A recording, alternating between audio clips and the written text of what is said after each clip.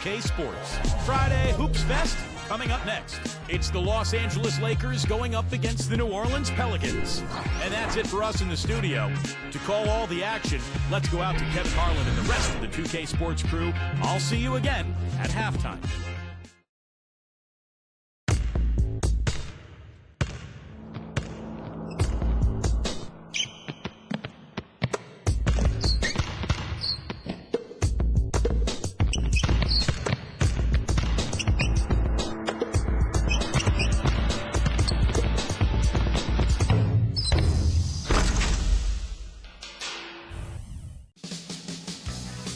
Sports presents the NBA. Monday Night Basketball is coming right up, so don't even think about switching over to football. This is Kevin Harlan with Doris Burke, Steve Kerr, and Clark Kellogg. Our starting lineup to look at the matchups here and who we'll see for our starting five for both teams. First, for the Lakers, Damian Lillard out there at DeRozan. And at the center position, an impressive combination of size and skill, the 7'1" Spaniard, Marc Gasol. Then there's Kawhi Leonard, and it's Love in at the 4. And for the Pelicans, and playing at the center position, one of the Lopez twins out of Stanford, 7-foot banger, Robin Lopez. Then there's Al Farouk Aminu, and it's Miller in at the 4 slot. Lakers still pursuing another title, but it would be a real shock if that were to come this year. A lot of age and injury on this team. They lose Dwight Howard. This is a club that just doesn't have enough athleticism and speed to contend for a title.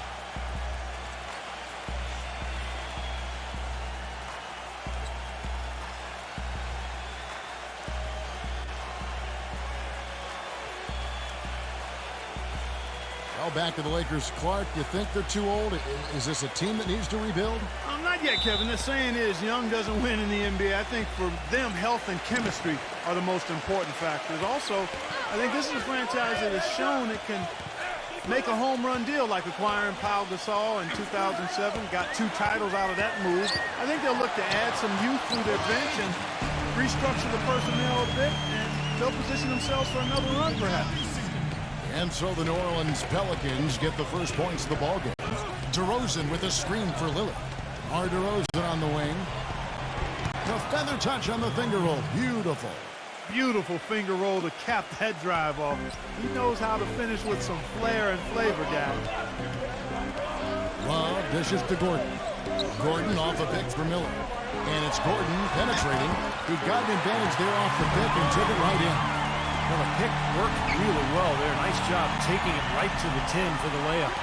Well, you know, Eric Gordon, when he's healthy, is really an explosive and efficient scorer.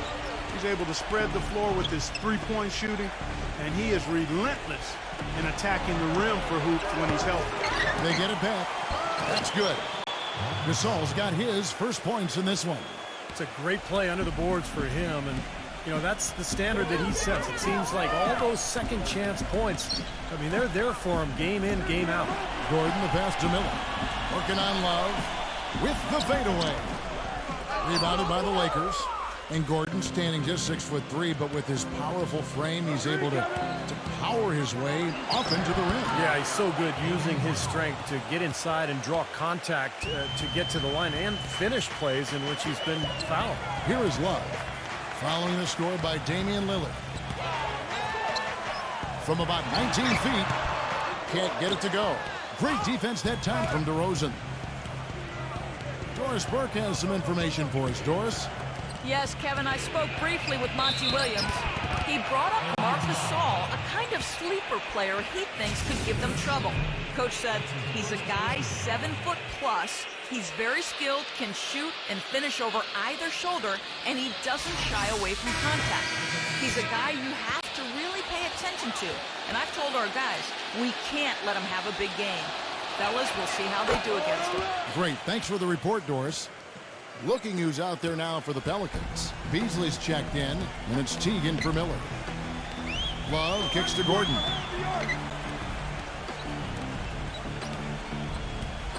There's 53 seconds left in the first quarter of the game. 6 to shoot. To end the run. Foul call that time on the way up. That'll give him 2 chances at the free throw line here. Injury has always been the big concern when you talk about Eric Gordon, but if you're a team, you have to roll the dice on him just because he's such an explosive scorer when he's healthy. Well, going back there at Gordon Clark, you said roll the dice, and roll the dice the Pelicans did, matching the Suns' max offer, Steve, to get him. Well, you know, he's had a history of injuries, and so it made the decision from New Orleans a little more difficult. And if you're Phoenix, you look back on it now and you think, well, maybe it's a good thing New Orleans matched, because Gordon missed most of last season in New Orleans.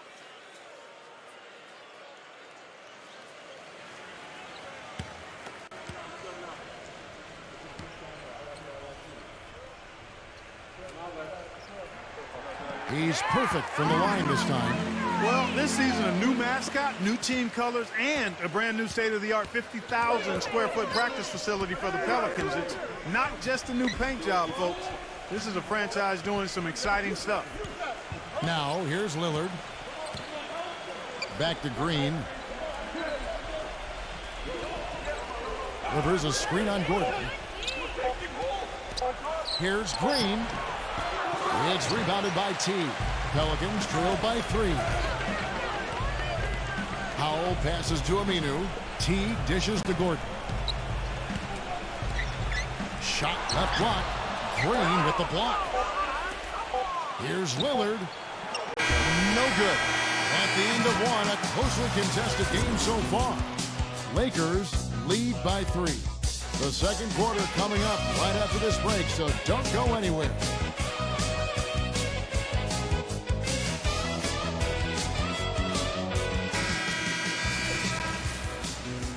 Either team able to build much of a lead up to this point as we start the second quarter.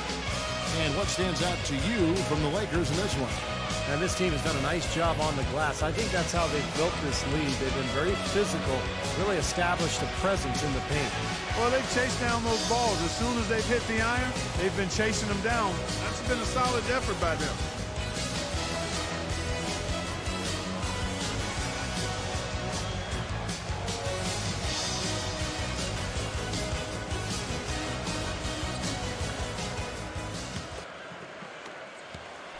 Lakers leading by 3.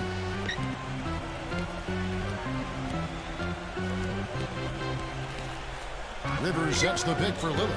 Up top, Rivers. Pass to Randall. Dishes to Lillard. Lakers working the ball around now. From deep, Green can't get it to go. And New Orleans will go the other way with it.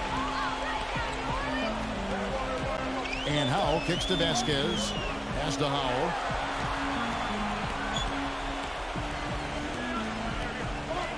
And there's the feed to Aminu. Now the pass to Howell. Fires for 3. No luck. Now here's Randolph. He hasn't yet put up any points in this one.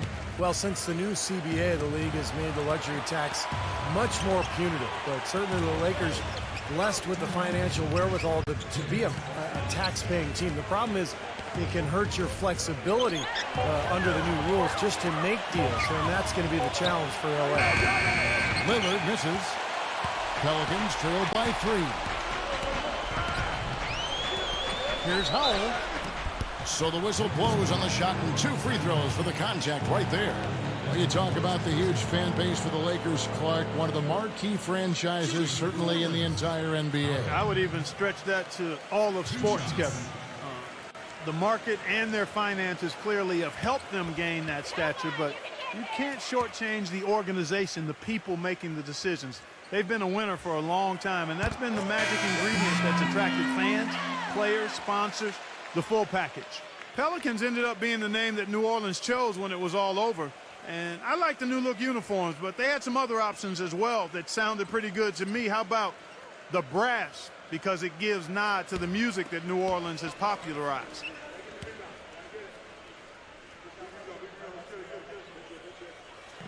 Both free throws good from Howell. Well, definitely a nice sounding name. Other options were the Swamp Dogs, the Bull Sharks, the Mosquitoes. Steve, all in all, you have to think they went the right way with the Pelicans. I don't know. My personal favorite was the Rougarou, Kevin. I don't even know what that means, but that was in the mix. Would have puzzled a lot of other people around the country besides me, but better than mosquitoes, that's for sure. Pelicans was probably the right way to guess. And a chance here to catch up with the fourth member of our crew, Doris Burke. Hi, Doris. Well, gentlemen, the Lakers barely squeezed into the playoffs last season. Despite that, they had the largest luxury tax bill in the league, almost $30 million, more than double the next highest team in the Miami Heat. So, maybe one silver lining for them with Dwight Howard deciding to move to Houston? The team won't have to shoulder the even more punitive taxes that began this season. Kevin? Good point, Doris. Thanks. And that one misses. The big story in New Orleans, guys, is the change of the name. From the Hornets, a name that came with the team when they relocated from Charlotte, to the brand new Pelicans. Now, Pelicans might not be the most intimidating name around the league, but it does have a nice and special connection to the city and state. That one is no good. Well, Clark, and I really didn't know you knew this much about birds, but the brown pelican is indeed the state bird of Louisiana. Their numbers have rebounded dramatically after being hard hit by the Gulf spill. So a representation of the city's triumph, Steve, over great adversity. Well, I'm happy it was something that is connected to the city. I'm talking about the name, the Pelicans, because remember, originally this team was known as the Jazz, and that made sense. Utah Jazz made no sense. New Orleans Hornets made no sense. New Orleans Pelicans make sense, guys. Now, here's Aminu. After the miss from Damian Lillard. Miller, the pass to Vasquez. Feeds it to Aminu. There's the dish to Vasquez. And stolen by Lillard. About 3 seconds between shot and game clock. The putback, Shaves. The follow-up jam. Well, finally, it's nice to see the ball actually go through the hoop. Yeah, that always makes a game look better. I mean, it's been ugly so far here, but hopefully shot making will improve the looks of this one. Vasquez gets a screen from Lopez. Here is Vasquez. Takes it from 10. No good on the shot, a bit long that time. You can see how much the defense respects him. I mean, they were all over him on that look. And a tight game here as we end the first half. Lakers ahead, up by 3. And coming up now, it's the Sprint Halftime Show with Damon Bruce. We'll return with the start of the third quarter in just a while. And now, brought to you by Sprint. With the duel going on in New Orleans, we bring you the halftime report. I'm Damon Bruce. The Los Angeles Lakers in front against New Orleans. Wiping the glass defensively. Look, no streaks. They're preventing any second chance opportunities. A productive first half for DeMar DeRozan. Damian Lillard's also been a big contributor.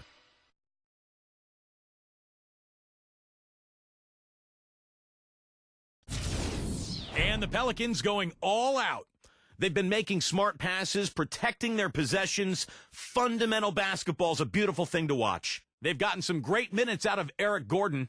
He hasn't put up overwhelming numbers, but without him, where would they be so far in this one? And that'll be it for us here. Thanks so much for joining me. Now it's time to head back to Kevin Harlan, Steve Kerr, Clark Kellogg, and Doris Burke. We hope to see you around next time. The Sprint Halftime Report, presented by Sprint. Welcome back, everybody. The start of the second half getting underway. Both teams battling hard through the first half. You gotta like what DeMar DeRozan has done in this game. Yeah, it's interesting, too, because the numbers don't jump out at you, but you think about how hard he's played and the number of things he's done well. He's really helped his club. Yeah, he has. I mean, trust me, he's getting it done. He's making winning plays, whether they show up in the numbers column or not. He's impacting the game. Lakers leading by 3. Well, a coaching carousel for the Lakers last season. They made it only 5 games before firing Mike Brown. Then they decided to go in a new direction. And, boy, they went through 3 different head coaches before all was said and done. They never really were able to gain that consistency they were looking for. And back to the Lakers' struggles last season. What do you think, Clark, were the main problems that, held them back from being the kind of title contender that they thought they were and a lot of people imagined they were? Well, how much time do I have? 3 or 4 shot clocks worth? I mean, I think there were a number of issues, as you might expect. Injuries played a significant role, but I think there was discord over how they should play, really no true identity. They were a big team trying to be small, a team without a number of shooters trying to spread the floor, an older team trying to go up tempo, coaching change, and that transition. Right, yes. You had a lot of moving parts, and it made it very difficult for everybody, I think, and it showed in how the Lakers season went. It's a good assessment. Well, let's start with the positive in the Lakers postseason. They did make it. That's all that can be said is their dramatic passing of Utah and the Rockets down the stretch to take the 7th seed was really the lone highlight of what would be a quick exit from the playoffs for them. Now here's Gordon. 4 on the clock. It's stolen by DeRozan. And let's now go to the sideline and catch up here at Doris Burke. Doris? Gentlemen, even though Damian Lillard won last year's Rookie of the Year award, he didn't rest on his laurels. This offseason, he trained with NBA legend Gary Payton, working almost exclusively on his defense. Lillard said it's a responsibility for him to live up to the great Oakland point guards of the past, adding, quote, Jason Kidd, GP, B. Shaw, those guys were great defenders. I want to let people see that in Oakland, we lock people up. That's one of the reasons they get the respect they do. I gotta play to their level. Kevin, big shoes to fill, but he's off to a great start. He's surprised a lot of people with how well he's done. Thanks, Doris. Free throw good. Gordon. Going back to the Lakers, swept in 4 straight by the Spurs, and none of the games really that close. Spurs, Steve, just dominated them in every sense of the word. Injuries didn't help either. No, they didn't help, but the Spurs just outplayed whoever was on the floor for LA. And I think a lot of people thought that the Spurs would be a good first-round matchup for the Lakers, but that notion was quickly squashed. San Antonio just totally dominant. And are they ever working inside? Good job on the glass. Excellent job on the glass, Steve. I agree. I mean, they're battling in there. They're fighting, they're scrapping, they're clawing, and they're getting the job done. Now here's Gordon. He has 7. Love, no luck. I'll tell you what, you can shake your confidence missing wide open shots like that. Now Lillard. DeRozan dishes to Love. DeRozan a screen on Miller. Goes up the baseline. And another basket for the Lakers.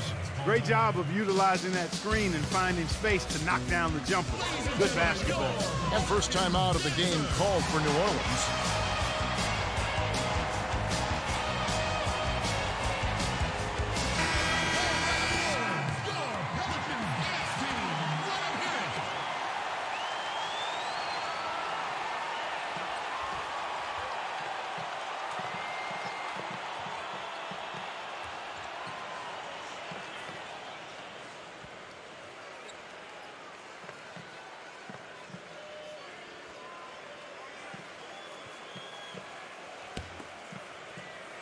And we're just about 2 minutes into the second half now.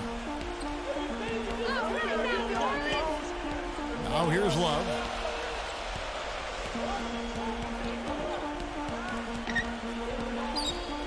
Outside Gordon. 5 to shoot. For 3. Miller slams it home for the putback. Was there any doubt what he was going to do with that putback?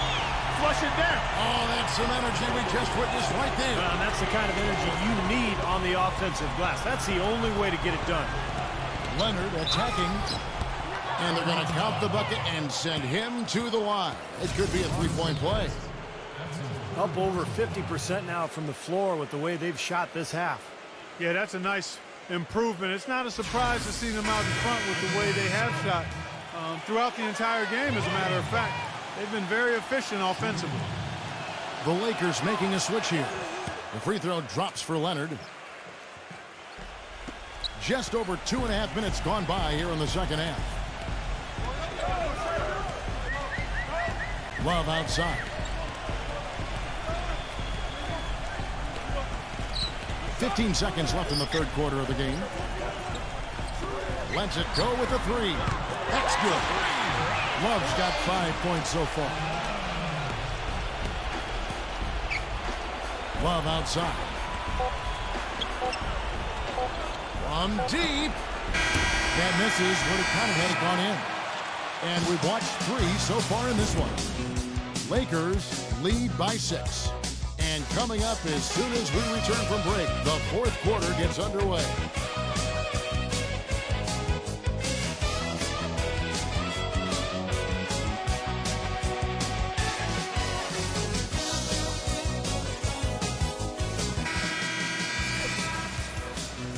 And we're set to start the action up here in the 4th quarter. And if it's anything like the first 3, we should be in for a treat. And a chance to catch up on some numbers here. The hustle stats for the Lakers. But they're rebounding. They've given themselves a lot of second chances, and it's really helped them. The other thing they're doing, guys, is forcing turnovers and then creating points offensively as a result.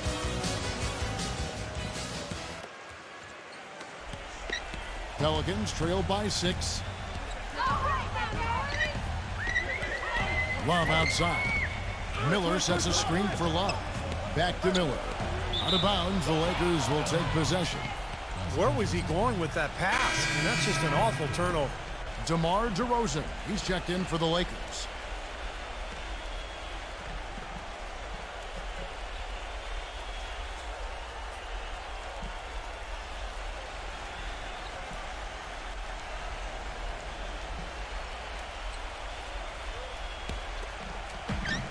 Lakers leading by 6. DeRozan gets a screen from Gasol. He feeds it to Love. He kicks it to Lillard. Love with the screen on Love. Lillard attacking. Excellent D there from Beasley. There was just enough defensive pressure to get him off balance and cause that shot to go awry. Love kicks to Gordon. Love with the screen for Gordon. And it's going to be 2 free throws. Drew contact on the shot. Well, some guys you just need to keep an eye on for the entire 48 minutes because of their ability to get hot. Eric Gordon is one of them. I mean, he can go 4 or 5 minutes without scoring, and then all of a sudden he'll come down and, bam, knock down 4 or 5 straight shots. And when he gets it going, there's really no stopping him either because he is that explosive a scorer. Inside, he can drive it and finish through contact on the perimeter. He's a lethal three-point shooter. I love the way this young man brings his game night in and night out. Robin Lopez is checked in for New Orleans.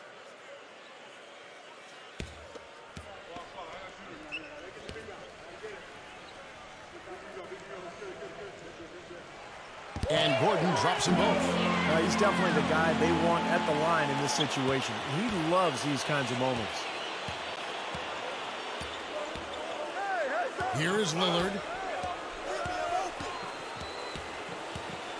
4th quarter of basketball. We're about a minute into it. Gasol kicks to Leonard. Lakers passing it around. Shot clock at 6. Love, no good. Surprisingly, he hasn't really been a big part of their offense. I don't think he ever got into a rhythm. Love the pass to Gordon. Kicks it to Lopez. A baseline J, and the shot is good. After a horrible half of shooting, they bounced back here in the second half and picked up their shooting percentage quite nicely. Lillard attacking. Passes it to DeRozan. Count it, and the foul. That one's on Eric Gordon. Now, halftime was exactly what they needed as they have shot the ball much better coming out of the break. Yeah, they have looked a lot better this half. I don't know what it was. Perhaps they changed the rims, unbeknownst to us, but something changed.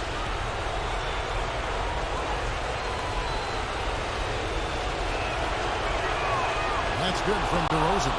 Look at the free throw percentage. Unblemished since halftime, Clark. That's pretty nice. I'd go farther than that, Steve. How about perfect? Now, here's Aminu.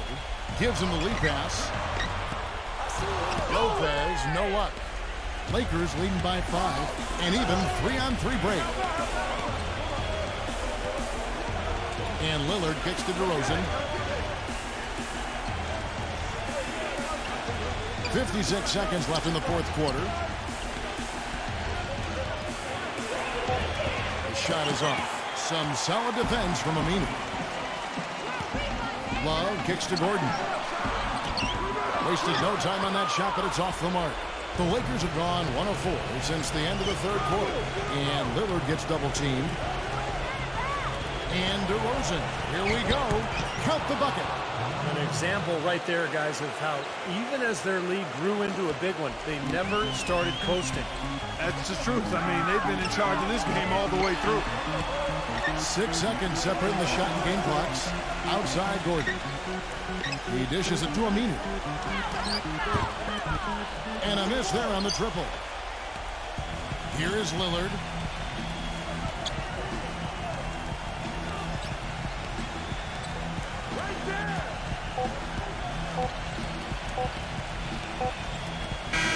And so the Lakers take the win.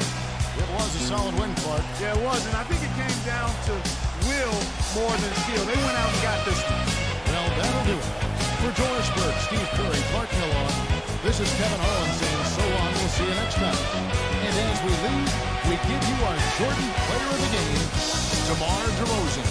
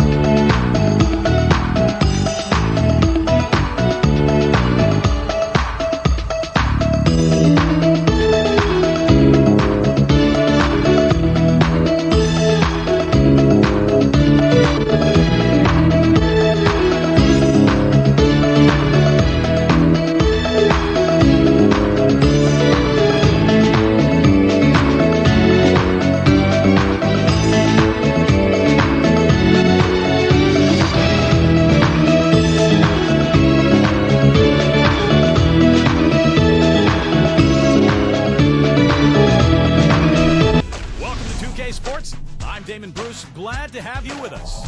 Friday Hoops Fest coming up next. It'll be the Toronto Raptors facing off against the Milwaukee Bucks. And now we go out to Milwaukee with Kevin Harlan, Steve Kerr, and Clark Kellogg. Ready for action are the Bucks. Welcome, everyone. Let's get ready for some NBA basketball on 2K Sports.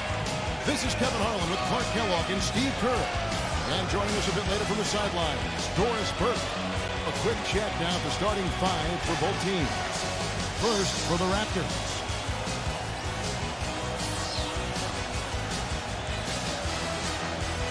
Then there's Rudy Gay, and it's Higgins at the 4. And for the Bucks, we've got Williams. Tonight, we'll see him work to establish that all-important presence under the glass. Then it's Ilyasova, and it's Sanders in at the 4 slot.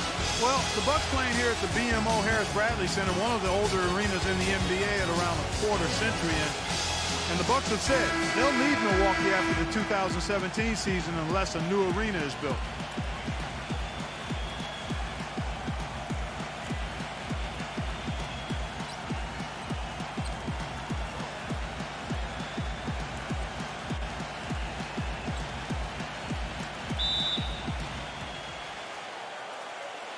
Tip-off goes to Milwaukee. And Hayes kicks to Williams. And there's the pass to Hayes.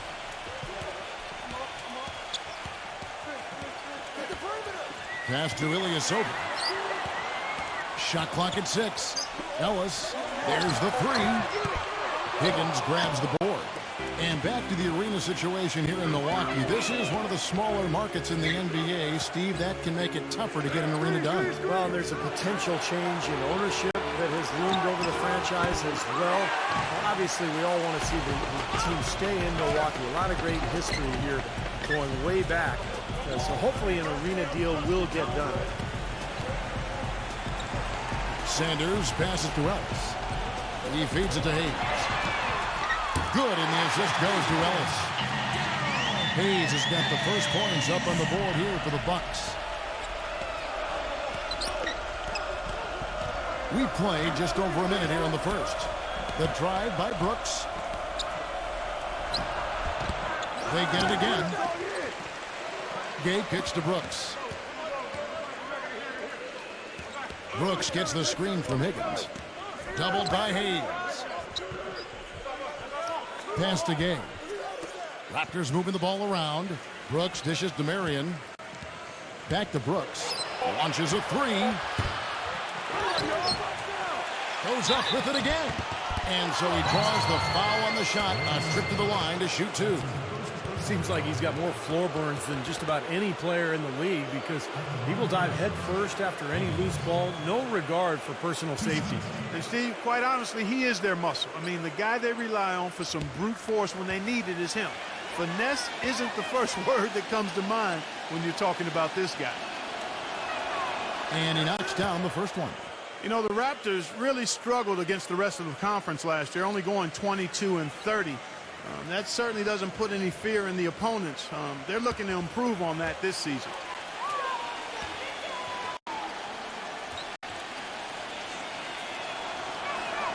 And good on the second, so he makes them both. Well, back to the Raptors, I would expect them to end up with a better win total against the East this year as they have seemed to, Steve, found a bit of their identity at the end of the season. Well, they made some dramatic changes in the middle of the year trading for Rudy Gay, and I think ultimately it might be for the best, you know, as they seem to play with more bite as the season wore on. They had more edge, a little more talent, so now they have to put it all together. Now here's Ellis. And that'll be Milwaukee as it goes out of bounds. Bucks retain possession. And the Raptors making a change here.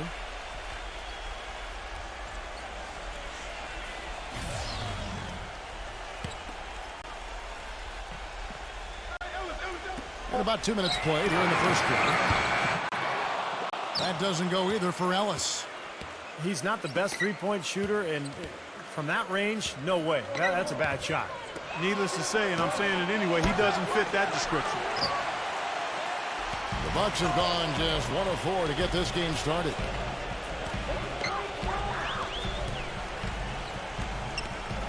Goodwin sets a screen for Ellis. Puts up a three. Goes back up. Goodwin, good. Goodwin's got his first 2 points of the night. That rebound and the foul kind of typify what he's all about. Just gritty, determined play. Marion kicks to Granger. And again, no good by Toronto. There's no getting around the simple fact that that's a shot he has to knock down. The drive by Ellis. 11 feet away. It's hauled in by Gay. Here's Marion. And still a close game as the first quarter comes to a close. Bucks ahead, up by 3. And we'll get it going after this from the Bradley Center.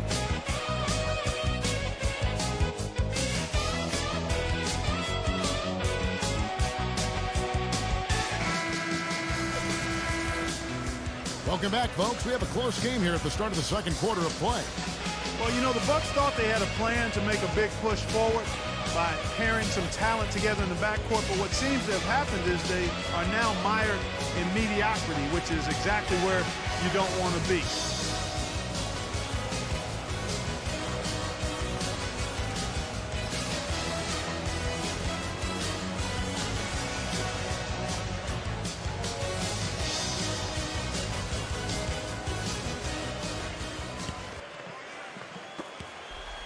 Raptors trail by 3.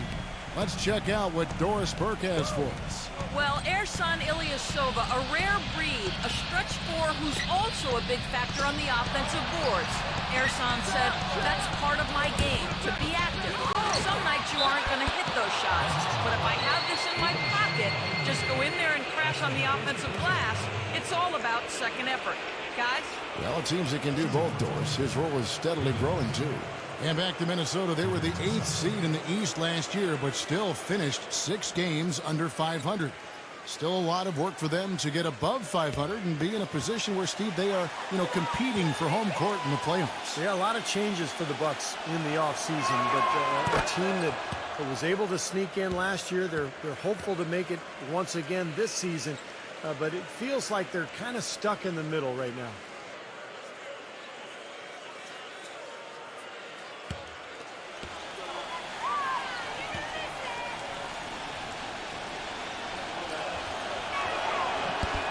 off on that one, so he goes 1 for 2 at the line. You know, it wasn't a surprise that the Raptors struggled on the road. Most young teams do. They were 13-28 as the visiting team. They did end the year looking a lot more dangerous on the road than they started, though. Now here's Hayes. The drive by Ellis. Shot clock at 5. And there's the whistle. Fouled hard on the shot. He'll go to the line. Well, Clark, you were talking about the Raptors' struggles on the road. They didn't have the best road record at the end of the season, as you said, but, Steve, they did show some bite with their play. You know, one of the interesting stats from the Raptors last year is they actually scored more points on the road than they did at home, and that rarely happens in the NBA. But I think the big thing with Toronto, their defense has to improve more than anything else. You know, the Bucks were the last team to make it into the Eastern Conference playoffs, and part of the reason that happened was because they didn't really do well against the rest of the conference. 24-28 against the East. And Ellis drops them both. Clark, as you were saying, the rest of the Eastern Conference got the better of the Bucks. Had they been a little tougher against some of the lesser teams in their own conference, they might not have had to deal with the Heat in the first round of last year's playoffs. Well, the Bucks tried to mix things up last year. Remember, they made the big trade at midseason, too, going for J.J. Redick and moving on from some of their young players. And I think that changed. And, of course, the coaching switch from Scott Skiles to Jim Boylan. So they lost some of their momentum. And Milwaukee has possession. They've only given up 1 point in the second quarter. That one coming at the line. Uncovered. Ellis can't get that one to fall either. That's not a sight you see very often. I mean, he has a great feel for that jump shot, especially when he's open. Just about a minute and a half has gone by here in the second. Patterson, that's good. Defender a little hesitant to offer resistance as he bursts to the hoop. And Milwaukee calls their first time out of the game.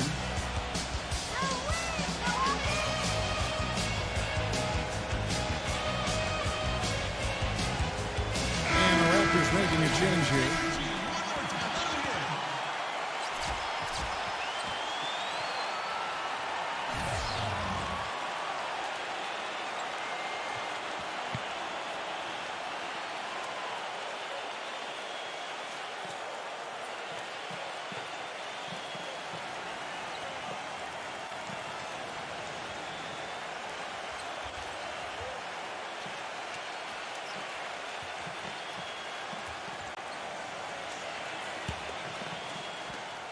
.127 left now here in the second. You know, it appeared to be another season where the Raptors would be near the bottom of the league, but while the terms rock bottom and embarrassing floated around, they made some moves and were able to go on a run to climb towards the middle of the pack.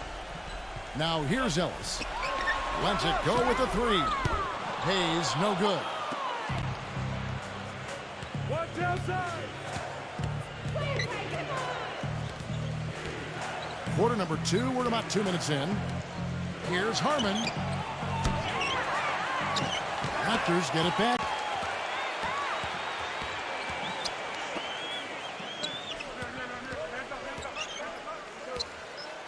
Granger up top.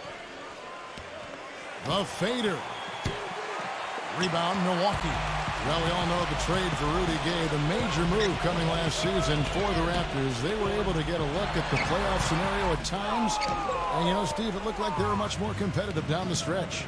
Yeah, this is a team that has struggled the last few years, but I think that spark near the end of the regular season gives them hope. And now it's time to start that climb, get back into the playoffs, and continue to build and become an excellent NBA franchise because they have the potential to do so. Ellis, the pass to Hayes. Back to Ellis. Jacks up a three. And that one's good. Ellis has got 5 points in the quarter. That bounce pass got him the ball in rhythm. Nice play. Close game as we wrap up the second quarter. Bucks lead by 5. And coming up after the break, it'll be Damon Bruce breaking down all the highlights from the first half of play. And now, brought to you by Sprint.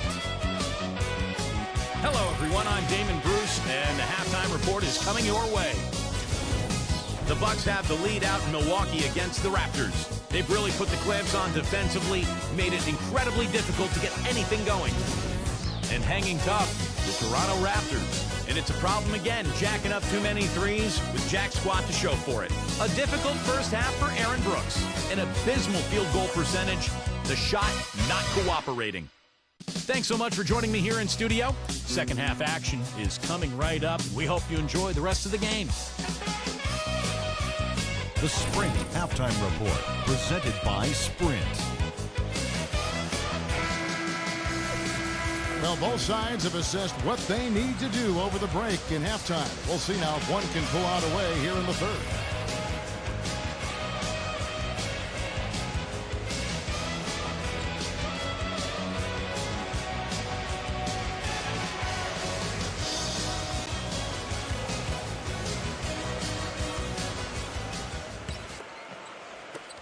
Raptors trail by 5. Well, after a brief 2-year drought, the Bucks got back to the playoffs this past season, but it wasn't pretty once they got there. With several guarantees from players about upsetting the Heat, they didn't win a single game and were swept by the Miami Heat. A wide open 3. They need much better communication defensively. Hayes with it. He dishes it to Ellis. Gets a very good look and converts. Ellis has got 7 points in the game. Back to the Bucks in the playoffs. In every aspect, they were overmatched by the Heat, and no one really thought they would upset them. But many thought, Steve, that they would at least get a game. Well, I wasn't one of them, Kevin. I thought they were overmatched from the start. And you could tell in that series, Miami wasn't even interested until the fourth quarter. They knew they could just flip a switch and beat this Milwaukee team. And that's exactly what they did. And here is Ellis, following the 3 from Aaron. And Ilyasova kicks to Ellis.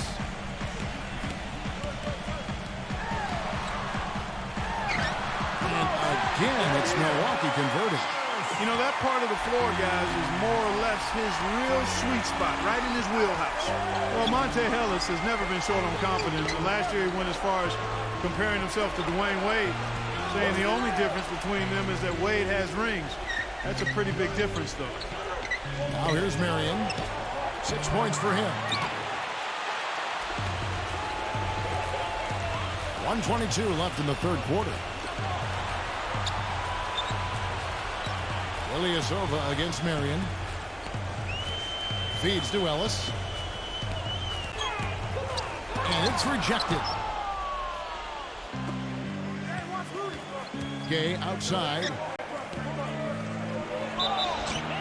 And fouled hard that time. He'll get to the line and shoot 2. And you talk about the talent and confidence for Monte Ellis. Steve, what's the balance between confidence and like overconfidence? Well, I think the balance is in your decision making, and that's the trickiest thing for really talented young players to figure out. It's just when to attack and when to back off a little bit. And that's all stuff that just comes with experience. The first free throw is good. Well, no team likes to have their first-round pick belong to another team. It gets worse when you're a lottery team yourself and you're trying to build your talent base up. But the Raptors' number 12 pick in this summer's draft went to one of the elite teams in Oklahoma City.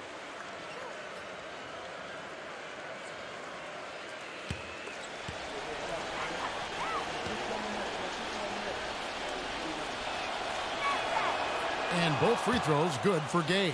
Well, Clark, as you said, the Thunder got the Raptors' first selection this last year. Only the way the Raptors would have been able to hang on to it was, Steve, if they jumped up to the top 3 in the lottery. And as bad as it might seem for the Raptors to have not had a first, I mean, and it is bad, it was as good as any other time for them to not have a first-round pick because the draft wasn't deep, and the Raptors have a lot of young talent already and that they can make improvement with. Now here's Brooks, covered by Hayes. Gay drives in. And again, Toronto no up. Bucks leading by 3. And a 2-for-1 opportunity. Yeah, they got to hurry. Step on the gas here. Williams with the ball. Guarded now by Aaron Brooks. Now here's Hayes. He kicks it to Ilyasova. Off the screen. The offensive rebound. Left side Williams. The feed now to Hayes. Back to Williams. Kicks it to Hayes. The 3. no luck. Boy, he shows a lot of desire when he's fighting for that tough board, and his length doesn't hurt either. 3/4 of play in a close game here. Bucks ahead, up 3. And we'll get it going after this from the Bradley Center.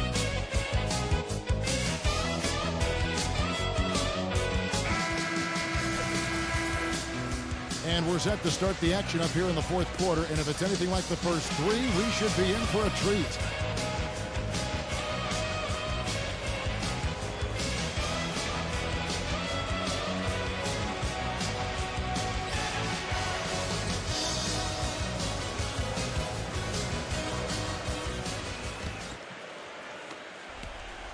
Milwaukee in the lead.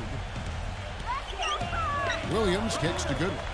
Ilyasova dishes it to Ellis. Kolba's shot a little up, but the bounce goes his way.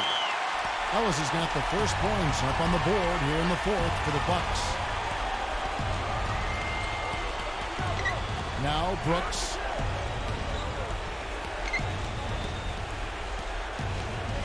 Gay outside. Back to Brooks. Some nice ball movement here by the Raptors. For 3. Shot misses. The Bucks go the other way with it. Pass to Goodwin. Back to Ellis. The dish now to Williams.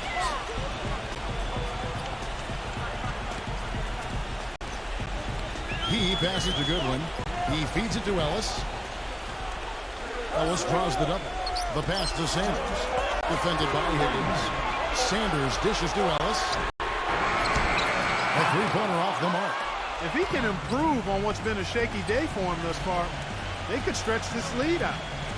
Marion passes to Gay. Marion a screen on Ilyasova. Gay kicks to Marion. A shot by Brooks. Gets the jumper from the corner to fall. Now a timeout called by Milwaukee. They're in front by 3. There's 1:38 left in the 4th quarter.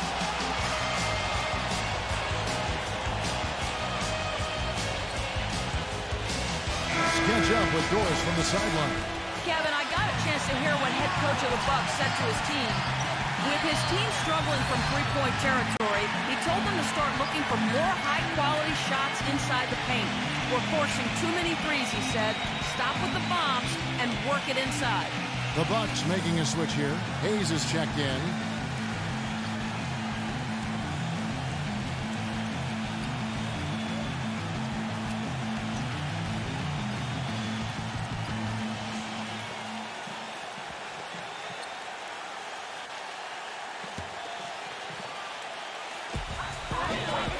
The drive by Ellis.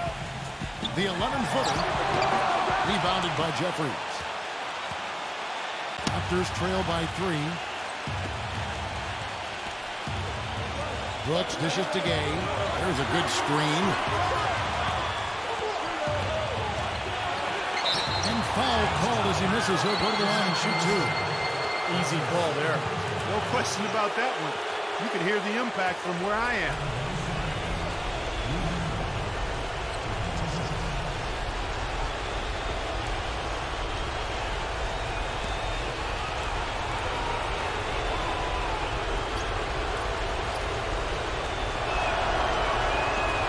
The first one, and that brings them within 2 here.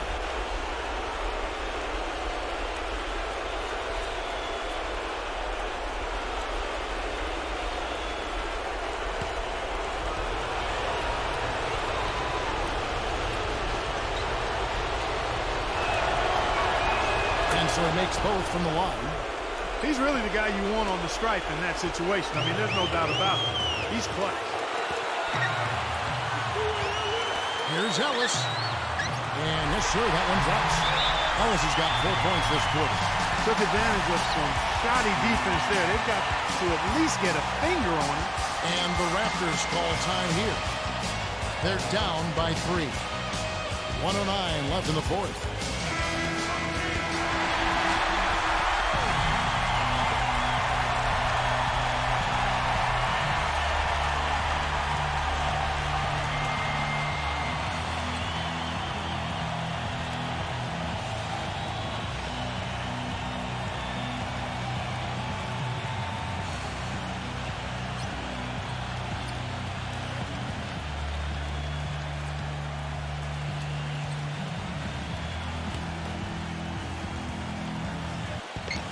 1:09 left in the fourth quarter.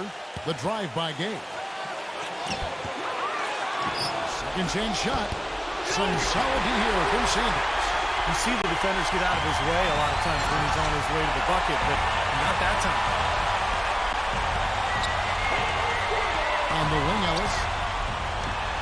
It falls! Well, this quarter has gone awfully well for him. It seems like every chance he's gotten, he's pretty much converted. Marion kicks to Gay.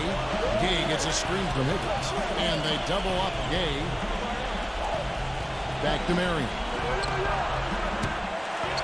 But they get it back. Second shot opportunity. And the officials call over the back. A little too aggressive there. Not much doubt about that over the back call. Yeah, he was all over his back that time. Looked like he was going for a piggyback ride.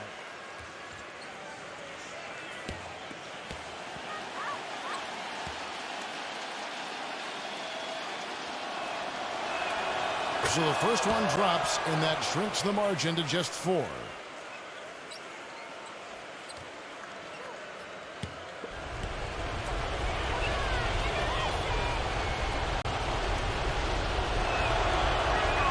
And that one goes in. 2 from the line that time.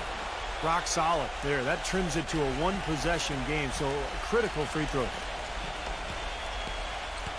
6 seconds separating the shot and game clocks.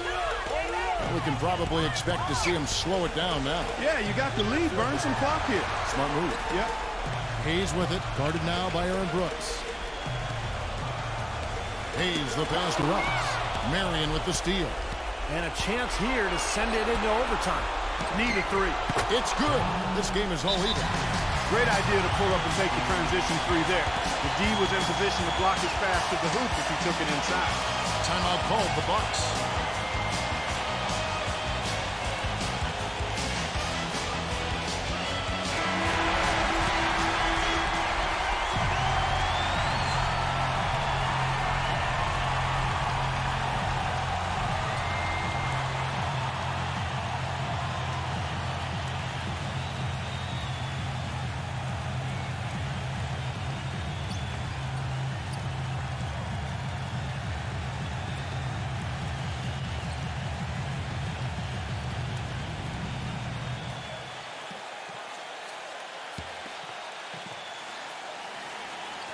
Around 3 minutes gone here in the fourth quarter. The drive by Ellis. Ooh, offline. Well, they had a foul to give, but they couldn't get it done before that shot attempt. Yeah, and giving up free throws isn't ideal here, Steve. You know that, but at least they've got the clock stopped.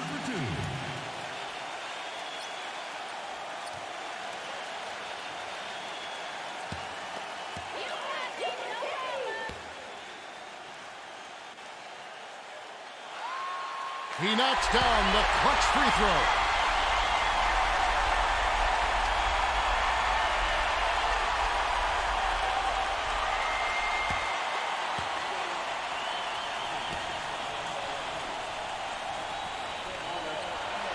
So he goes 2 for 2 at the line, and it's a 2-point ball game. That is delivering in the clutch. Just one more stop is all they need. And the Raptors call time here. They're trailing by 2. 1 second left in the fourth quarter.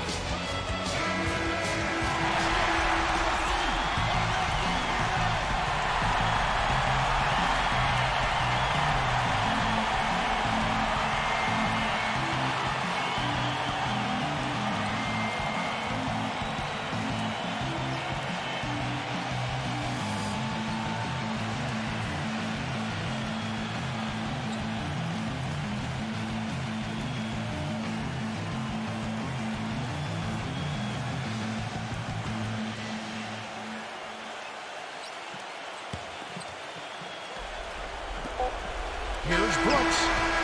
Oh, the all-or-nothing shot. No good. And so it's the Bucks who come out on top here. Well, they don't get much more exciting than that part. They sure don't. And when it was gut check time, this team kept their composure, kept their emotions in check, and got it done. Well, that'll do it. For Dorisburg, Steve Curry, Clark Kellogg, this is Kevin Harlan saying so long. We'll see you next time. And as we leave, we give you our Jordan Player of the Game, Monte Ellis.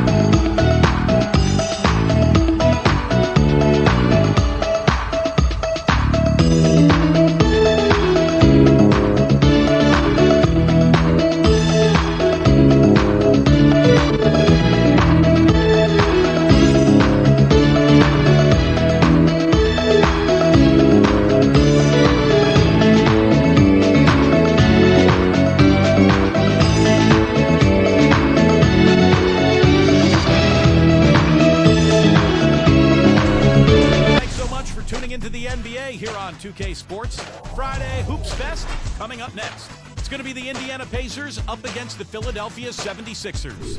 And that'll do it from the studio. Let's get you out to Kevin Harlan and the rest of the 2K Sports broadcast crew at the arena. I'll see you back here at halftime.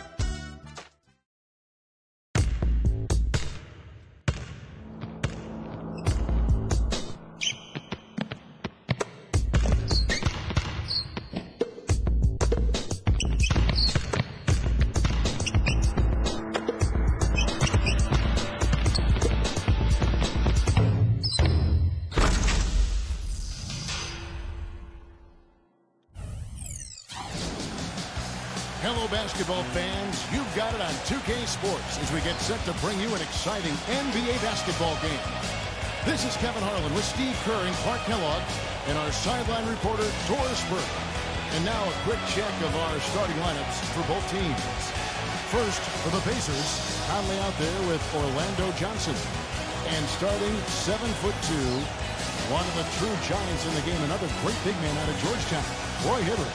Then it's Paul George, and it's Davis at the power forward position. And looking at the 76ers, Carter Williams is out there with Dion Waiters.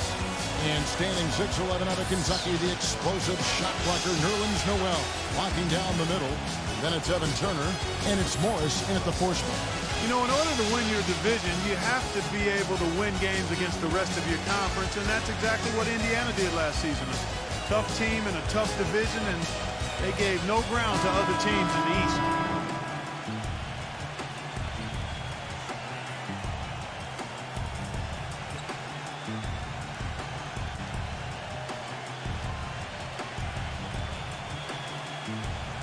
And the Pacers, as you mentioned, Clark, very solid against the other teams in the East as they would cruise to a 31-20 record against the rest of the conference. And really, that's because this team is built to handle anything that's thrown at them. Given it's a big, strong, kind of old-school team. They'll pound you inside, they rebound, they protect the paint. There aren't a lot of matchups that seem to bother this team. Johnson can't hit. Pacers on defense. Turner with it. George picks him up. And it's Turner off the drive. Morris. Back to Turner. Turner gets the screen for Morris. Shot clock at 6. And a big bounce off the rim, but it sinks right in. Turner's got the game going here with the first basket for the 76ers. You know, last year nobody was quite sure the role Evan Turner would have, but as the season went on, he played his way into the rotation by earning the trust of his coach. I thought he made some good strides in his game. And there's the foul. It goes on Evan Turner. That is his first foul of the game.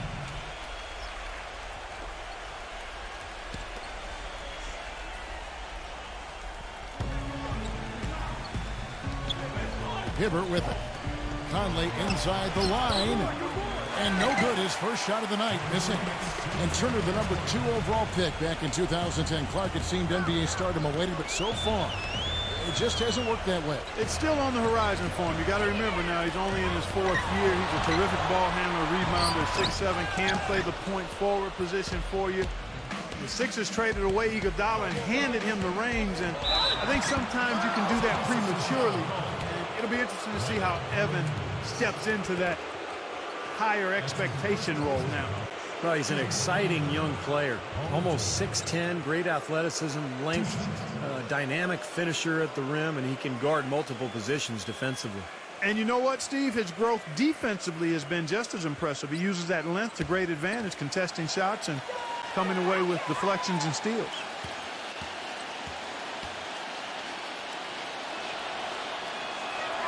And the first one drops. I think it's fair to say that the top of the Eastern Conference has been getting tougher over the last few seasons. Unfortunately for the Sixers, they've headed the other direction. They've been going south, and it's part of why they were on the outside of the playoffs looking in.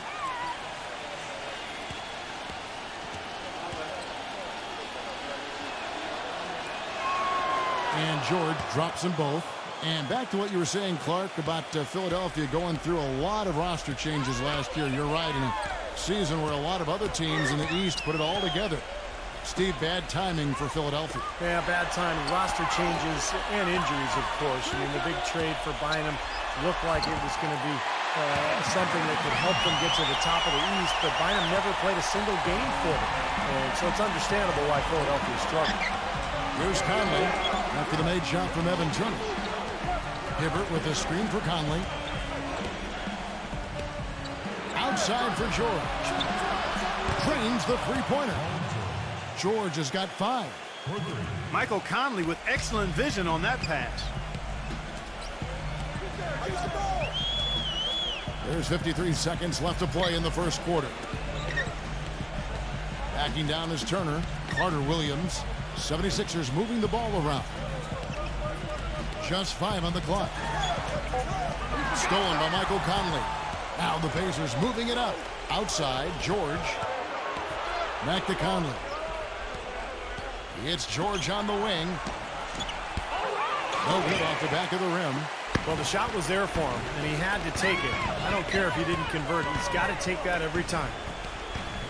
And Waiters kicks to Carter Williams. Pass to Waiters.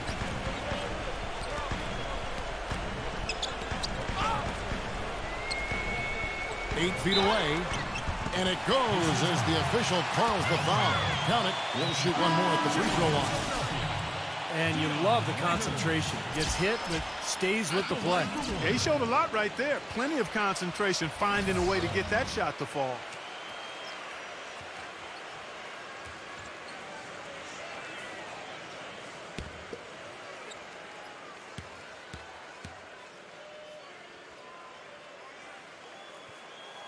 Free throw, good. Waiters. And in this first quarter, about 3 minutes played. Outside Hill. He got it up in time, but it wouldn't fall for him. At the end of one, a closely contested game so far. 76ers lead by 2. And back with the start of the second quarter in just a moment.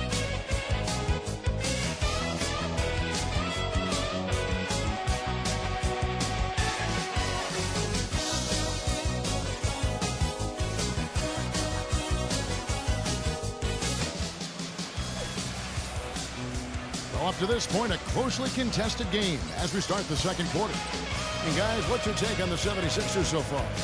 And they've done a nice job here offensively to establish a rhythm and a pace to this game. And I like that they're finding ways to score. Playing well here, Steve.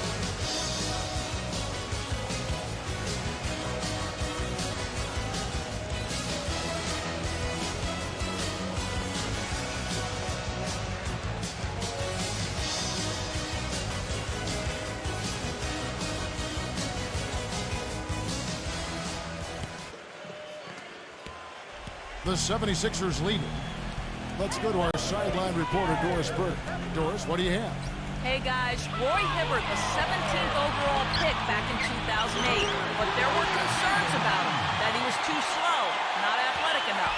Hibbert said, people said I wouldn't be in the NBA. People said I wouldn't be a starting center. I just proved people wrong, and hopefully I'll be the best when it's all said and done. The best? He added, quote, I will be the best center in the league one day. With his remarkable improvement thus far, he's not far off. Well, you combine that size and that will to dominate. He's become a big factor. Great stuff, Doris. Thanks. Evans kicks to long. Back to Evans.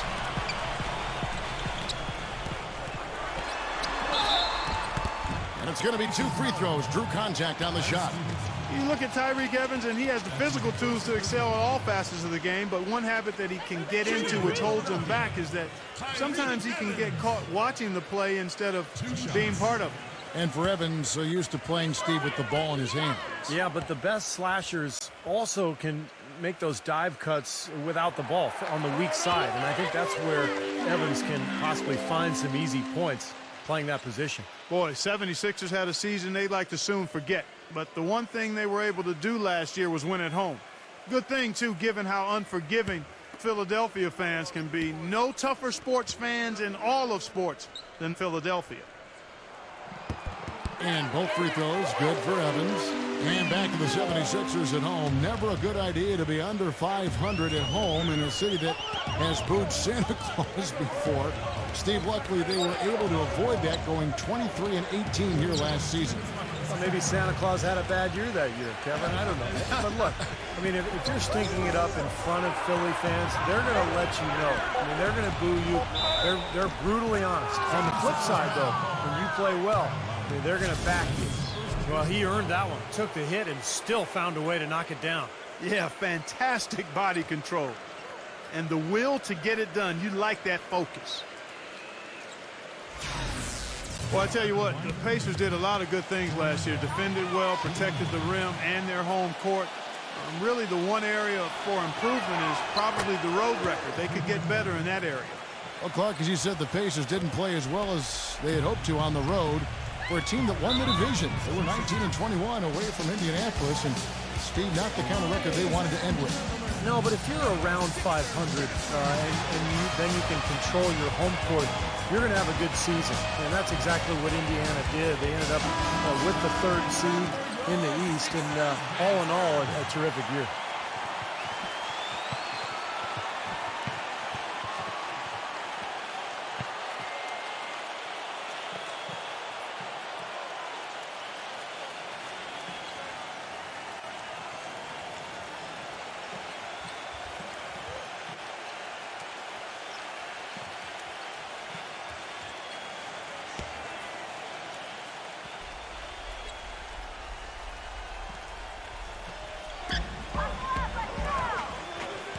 Lowry against Hill. Lowry dishes to Waiters. Back to Lowry. No good on the triple. Boy, just by his body language, Kevin, you can tell he thought that triple was going to fall. Yeah, a little frustrated now, shaking his head after that miss.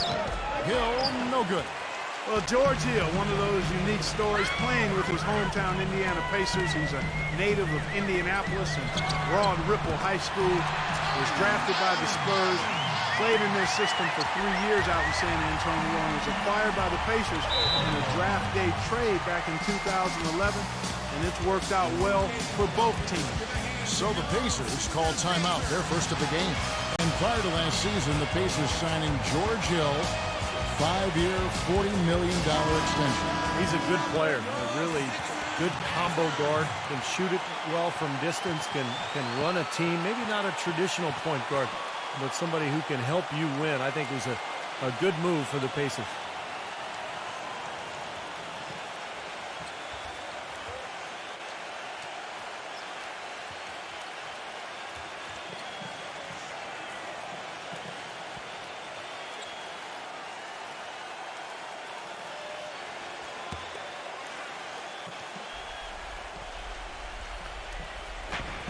We've got 1:08 left now here in the second. He kicks it to Plumlee. It's back to Hill. Uncovered. Second shot opportunity. The shot's good from Plumlee. Giving them an opportunity at second chance points with some hard work on the glass there. Here's Lowry. Quiet so far offensively, searching for his first points of the game. Back to Lee. So he gets the whistle. Contact on the way up, and 2 shots coming up. Well, you know, you look at David Lee. He's more of a skill finesse player, but plays with a great motor. Very intense and aggressive in his style. Always in motion, gets to the boards, offensively and defensively. And, you know, that combination of skill, hustle, and motor make him an all-star. That free throw from Lee is good. And, Clark, when you talk about the skill level for David Lee, not the biggest guy at 6'9", but I know you admire his game. And, Steve, a great finisher at the same time with either hand. I think that's one of his greatest assets, Kevin, his ability to score around the basket with either hand. As you mentioned, he can shoot the mid-range shot, handle the ball. They can run their offense through him at the elbows because he's such a good passer as well. Stevenson with it, and it's Waiters picking him up. So the whistle blows on the shot, and 2 free throws for the contact right there. Well, if the Pacers wanted to grab the attention of the league with their postseason play, they certainly did that. They marched through the first 2 rounds by knocking off the Hawks and the Knicks. And, boy, remember, they were a game away from the NBA Finals.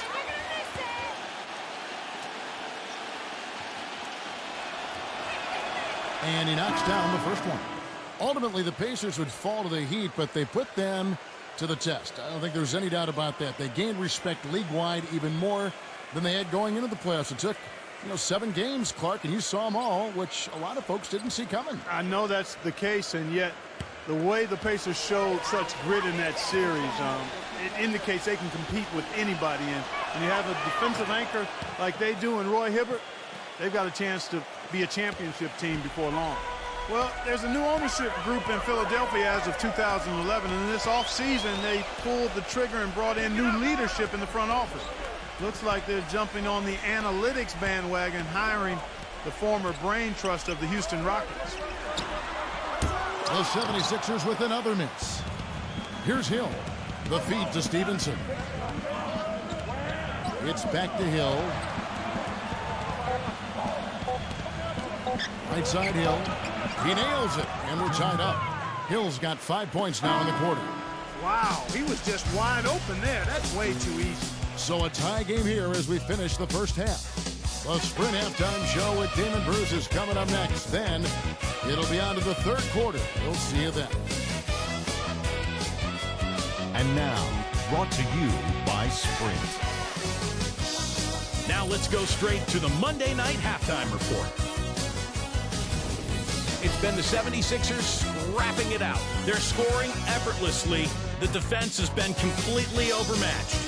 Tyreek Evans playing well in the first half. Also gotten a lot of help out of Evan Turner.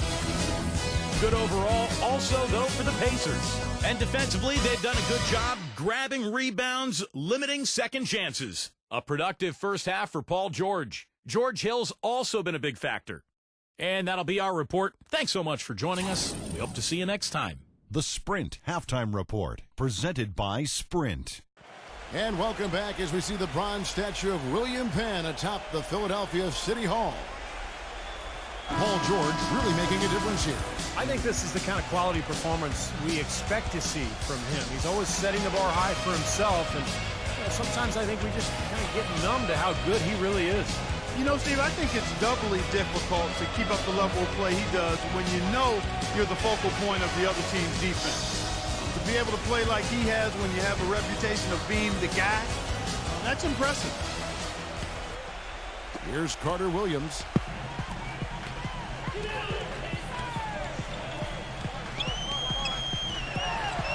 Here's the teardrop. And Davis sends it back. Morris with the bucket. And the Pacers with possession here. Trailing by 2. Conley off the pick from Hibbert. Conley with it. Now guarded by Noel. George passes to Conley. Some nice passing here by Indiana. And George kicks to Johnson. 5 on the clock. George. And no good. And a chance to take the lead. Well, you look at Paul George, my man, PG-24. The young swingman out of Fresno State. Boy, he had a terrific year last season. Was the most improved player last season and a first-time NBA All-Star. You consider how young he is. Just turned 23. And he's got the potential to make plenty more All-Star games. And I think he could ultimately be a Defensive Player of the Year at some time in his career. First free throw is good. And for Paul George, the 10th pick back in 2010. What a terrific find for the Pacers. Well, he was already a good player, but I think the injury to Danny Granger last season created the opportunity for George to really emerge as an all-star. And that's exactly what he did. Dangerous inside and out, excellent defensive player, has a chance to be really special. That one falls, so he hits both of them. Well, Indiana's success last season was built around its defensive prowess, and they usually would set the tone at the start of the game. They were one of the best in the league at allowing the fewest first quarter points. Davis dishes to Conley. On the wing, Johnson. Off target from outside. The 76ers leading by 4. Carter Williams kicks to Turner. He dishes it to Carter Williams. Turner with a screen on Conley. Carter Williams the pass to Turner. And Davis sends it back. Carter Williams dishes to Waiters. Second chance shot. And Davis pulls it down. Still a bit chilly from the field at the start of this third quarter. 1 of 4 so far. Going back to the Pacers once more, you knew they wanted to emphasize defense each game, and Steve, they would always come out and get right in the offensive player's face to start the game. And they allowed the fewest first quarter points of any team in the league last year, Kevin. That's a great way to kind of set the tempo, set the tone in a ball game. And the Pacers were able to establish that defense right away.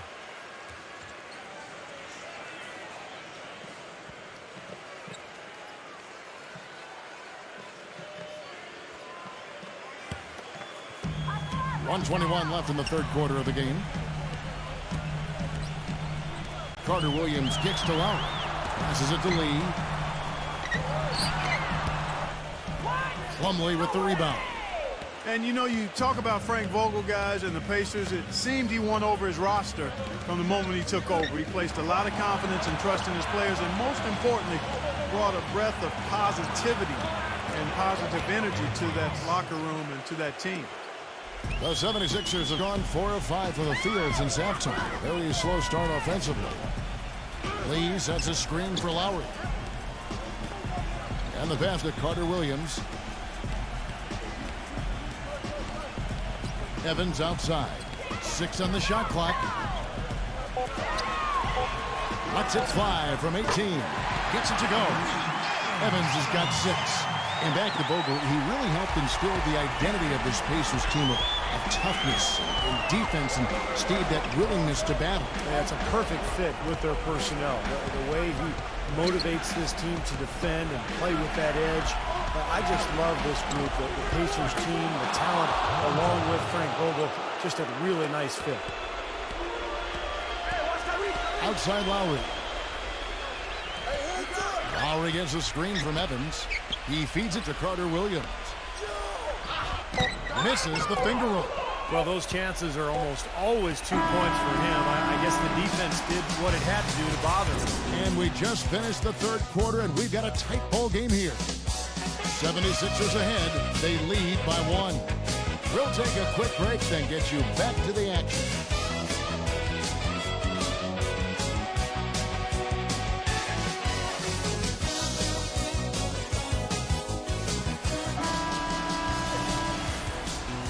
We welcome you back to what has been a good one here as we get into the fourth quarter. And a moment here to take a look at the scoring breakdown for the 76ers. Fellas, it's impossible to ignore what a good job they've done at the free throw line throughout the game. And then look at the points in the paint, because they're really winning that battle tonight.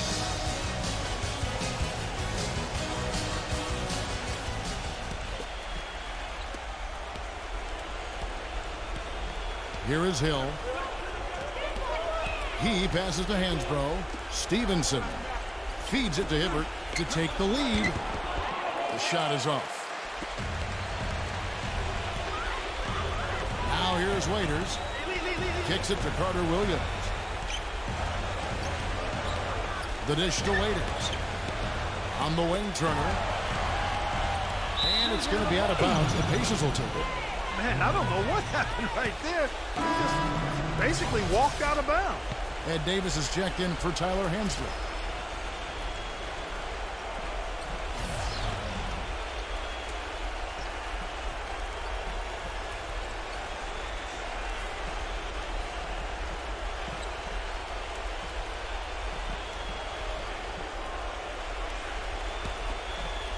Here's Hill.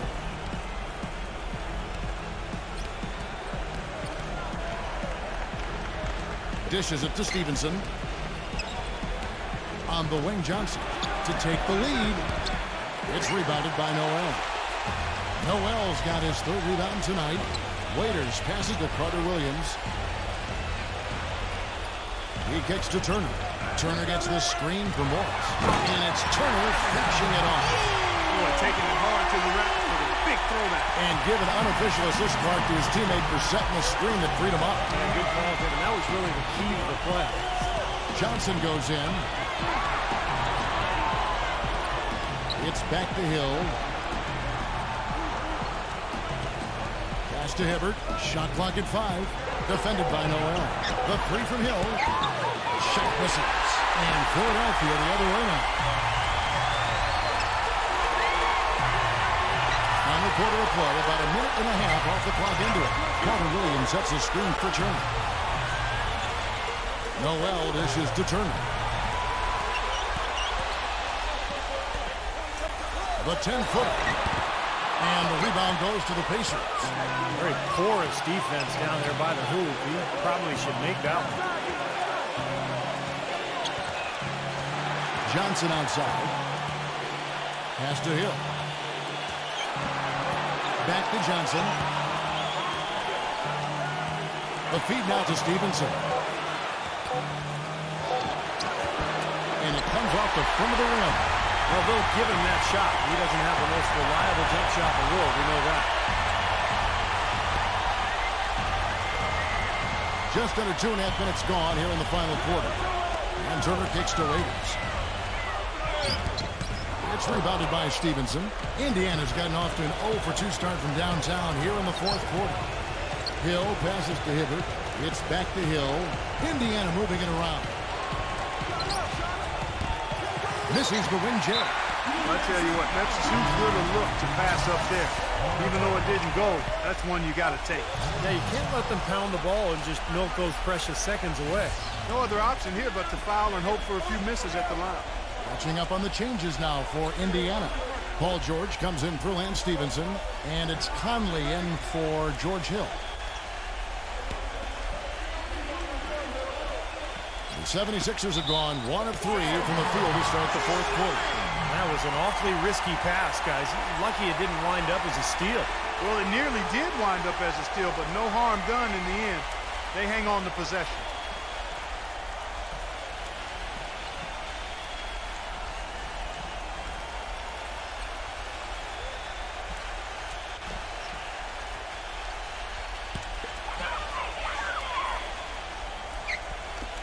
And over 2.5 minutes in the books here in the fourth. And he commits the intentional foul.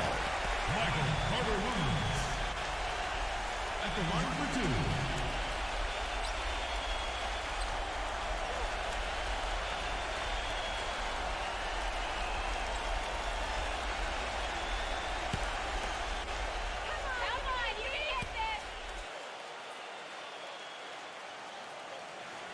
It's the first that gives them a 4-point cushion.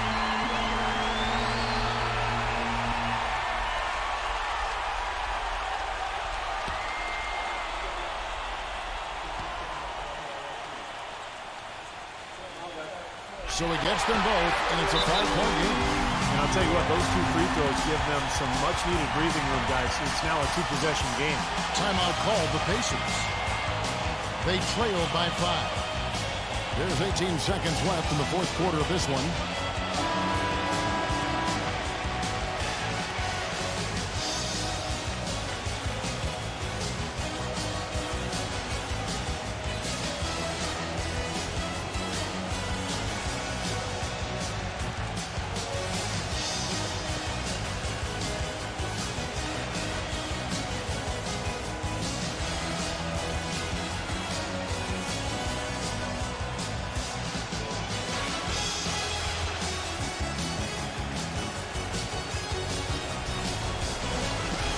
There's 18 seconds left in the fourth quarter.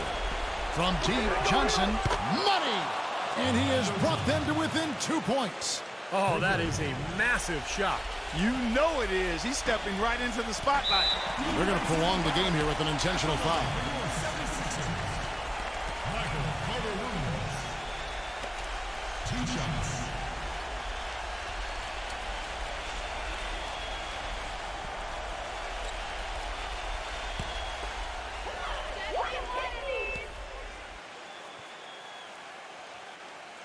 And that hurts as he doesn't get the first one to fall. Trying to focus now on the second.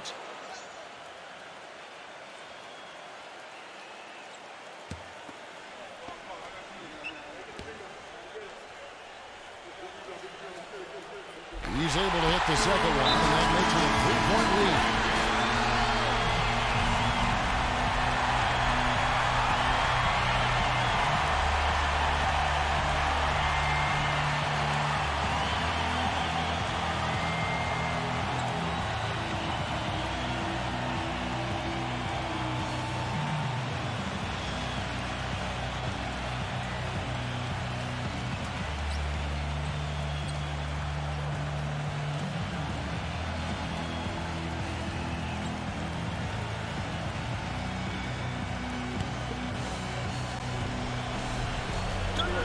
12 seconds left in the fourth quarter.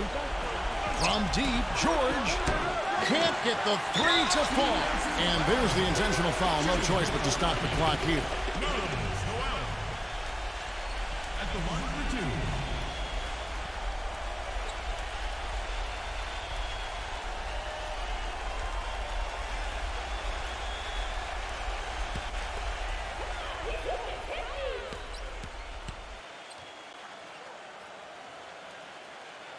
He hits the first one, and that gives them a 4-point cushion.